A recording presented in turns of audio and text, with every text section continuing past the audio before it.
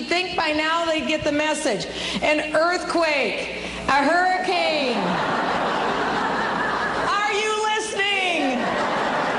The American people have done everything they possibly can. Now it's time for an act of God, and we're getting it. That was Congresswoman Michelle Bachmann campaigning for president in Orlando, Florida, and this is Power Play. Welcome back, and thank you very much for sticking with us, Shira Tuplitz. We appreciate you being here. We're having a great time today, and I want to share with you, our producer, Megan Dumpy, shares with me the following, which is some federal money pledged to Joplin, Missouri, and other disaster sites is being diverted to help victims of Hurricane Irene, a move that is raising the concerns of U.S. Senator Claire McCaskill. Apparently, these monies are being taken away from Joplin relief funds to go for, and when you look at what, and that doesn't even include what happened in Alabama in April when 250 people were killed across the southeast in these tornadoes. So it's tough out there. But I thought you would want to know that, Internet, because it was relevant to what we had been discussing. Now, always relevant to what we're discussing, is Bernard Whitman. He is a image guru. He is a spinmeister. He is a Clinton pollster. He is a smart guy. Bernard, how are we doing today?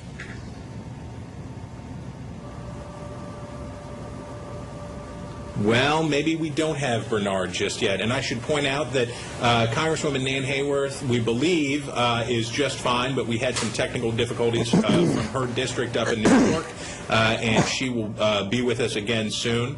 And now we have Bernard. Bernard, are you there? I am. Hey, Chris, how are you doing? Thanks for having me on. Bernard, you missed my lavish praise for you, and I won't repeat it because it was so good. I'm embarrassed of all the nice things I said about you. No, don't hesitate. Don't hesitate to say it again. Don't hesitate to bring it out there. All right, what we've been talking about today, the underpinning of our discussion today is this. President Obama has a 38% job approval rating. In the latest Gallup, he has a 55% disapproval rating. That's a very dire circumstance. People are concerned about the economy. The moment is one of, if not political crisis, political despair for the president and his team. How do you turn this around? And so we thought we would put the question to you, because you know how to do that. How does he turn the discussion around on the economy and jobs? I think he's got to take the discussion straight to the American people. And frankly, I wish the president had continued his bus tour. I think that was a very smart idea. He had August completely to himself. Congress is out of session. And I would have continued the effort that he began on that 3-day tour. He's got to take his message of job creation, cutting taxes, cutting spending directly to the American people. He's got a number of ideas that I think, frankly, Republicans and Democrats, maybe not in Washington, that Republicans and Democrats and independents around the country can rally around.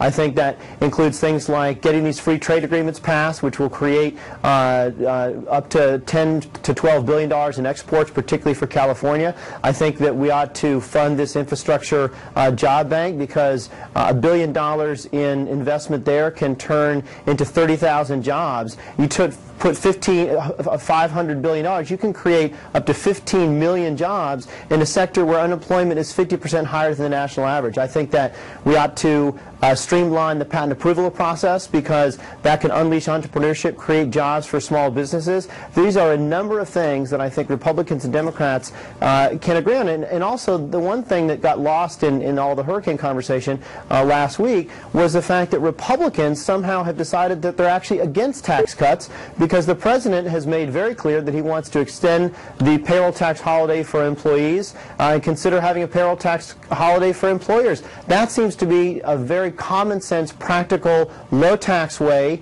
to get this economy moving again.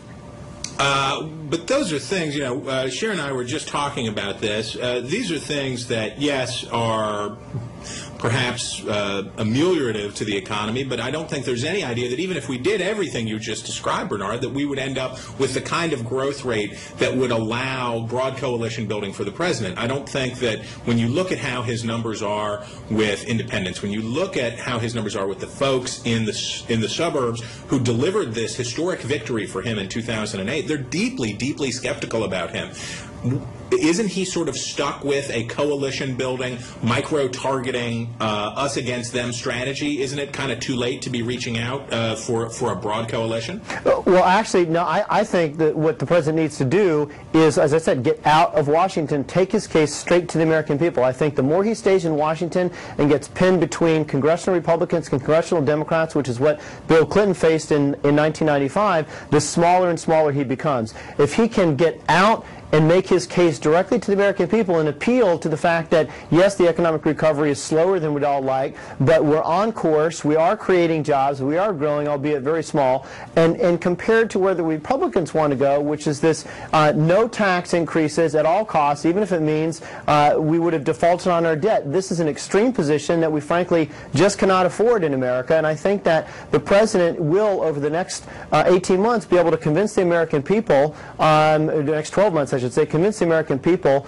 that we are better off continuing on the progress that we've made to date than risking retrenchment and turning the government back over to the Republicans.